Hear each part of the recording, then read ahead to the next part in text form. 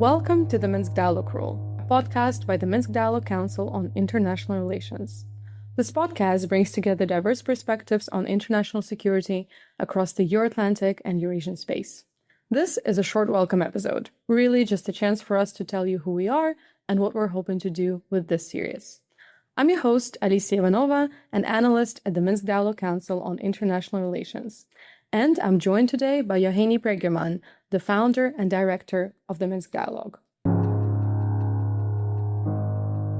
First, let us tell you a bit about us. The Minsk Dialogue Council on International Relations is a think tank and Track 2 platform working on regional security in Eastern Europe. We have been around since 2015, trying to advance an inclusive regional security dialogue through research, analysis, and various forms of public and confidential expert-level engagement. Yauheni, do you want to tell our listeners a bit more about how the Minsk Dialogue came into being and what's its mission and working methods are? Well, it all began about 11 years ago, in August 2014. On that day, Minsk hosted the first high-level meeting on ending the hostilities in Donbas. And, of course, the gathering received lots of media coverage. And I remember getting calls from more than a dozen journalists asking me the very same question over and over again. And the question was about the meaning of the meeting for Belarus foreign policy. At some point, I grew really tired of that recurrent question and told one journalist something I thought would sound like a smart joke. I said that maybe from now on, Minsk would become a sort of an East European Geneva. And then I hung up the phone and thought to myself, well, there is really something to this metaphor. If so many international actors, including parties to the Donbas conflict, come to Minsk to negotiate, then apparently Minsk and Belarus really have some unique value to offer, value as venues for peace talks. And this value could be developed further in the interest of peace and security in the region. And one obvious direction to capitalize on this value was at the expert level, what is known in professional parlance as Track 2 level. So that was the beginning of what later became the Minsk Dialogue. After numerous conversations and consultations with various people and organizations, myself and my friend Denis Melyanso, with whom we quickly combined creative forces, as well as a few other people, saw real value and real niche for this expert-level initiative. From day one, we worked on the understanding that discussions and research on regional security become meaningful only when fully inclusive. In other words, when all actors, all stakeholders are in the same room. So since the beginning, this very understanding has underpinned our mission, our philosophy, and our working methods.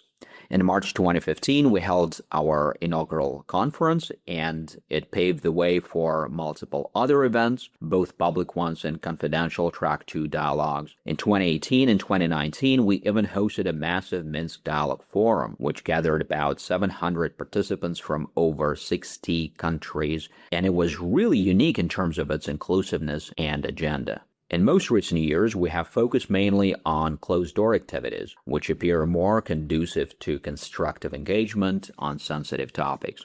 But we continue operating on the same philosophy of inclusiveness, and we believe that this philosophy is the only key to tough geopolitical problems. And now, a couple of words about the name of the podcast. For many people, including those in the foreign policy world, it already rings a bell because of the famous Chatham House rule, the old principle of being free to use what's said in a discussion but not to reveal who said it. The idea has had a bit of a revival lately. For example, the Munich Security Conference has come up with its own Munich rule in 2026. But, for the record, we did not invent ours just now. Indeed, we branded the Minsk Dialogue Rule back in 2019. The idea is very simple. We want to avoid echo chambers in our discussions. Arguably, echo chambers on all sides of the worsening geopolitical divides in the world have been among the core causes of today's wars and conflicts. So echo chambers in international relations must be destroyed, and that's what the Minsk Dialogue Rule is all about. And the Minsk Dialogue Rule is really the core idea behind this whole project. This podcast is a space for experts, policymakers, analysts, and other foreign policy professionals to talk through how their country sees threats, where they think the continent is heading, and what can be done about it. Here, we strive for broad geographical reach, reaching experts and policymakers across the dividing lines, from Washington and Ottawa to Moscow and Dushanbe. But we want to ensure the breadth of politics and theory just as much. So instead of a single voice from any given capital, each month we bring in two experts from the same city, chosen precisely because they differ in the theory and politics. The point here is neither to pit them against each other, nor to quickly smooth over those disagreements, but to put them to work, to build a fair, more complete picture of where security perceptions really stand today and where they might go.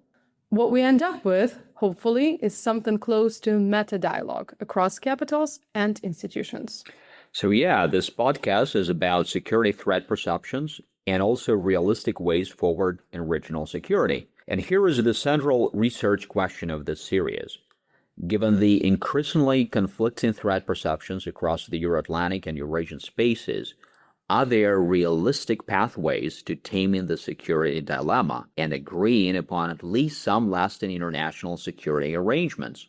And while looking for answers, we will try to avoid echo chambers not only between countries, but also inside them. Yauheni, you've now mentioned two concepts, Euro-Atlantic security and Eurasian security. And we should probably get ahead of a question some listeners are bound to ask and address the Eurasia versus Europe debate head on. In some foreign policy circles, there is a growing trend of calling security on the continent Eurasian as a way to capture the whole space from the Atlantic to the Pacific in a more inclusive way. Others would rather not use this term and prefer to refer to European security instead. And it often happens that opting for one or the other tends to be a whole political statement. That's right. And important academic and diplomatic discussions still need to take place for this Eurasia versus Europe debate to get some resolution in the future. But we want to make clear that this podcast series is about something else, and we have no intention at all of entering this debate. Therefore, while we will be talking about security on the continent of Eurasia and dealing with its different geographical and functional elements, we want to avoid politically loaded concepts, especially ones that remain under-researched and underdeveloped. And a quick word on why we keep referring to threat perceptions. Perceptions matter because it is perceived threats, as much as the real ones, that drive the security spiral. And recognizing that the other side's concerns might be genuine is really a precondition for any stable security architecture. Right now, that recognition is largely missing, and competing sides increasingly live in parallel worlds. So closing that gap is what we're aiming for with this project.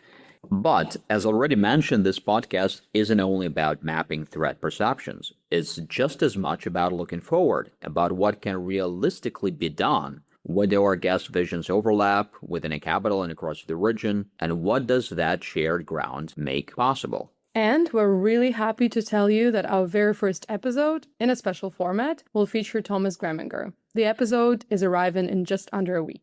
You can subscribe to this series wherever you get your podcasts and follow along with our bi-monthly episodes. For more of what we do, podcasts and research on international security and regional affairs, visit www.minskdialogue.by. Thanks for listening, and we'll see you for the next conversation.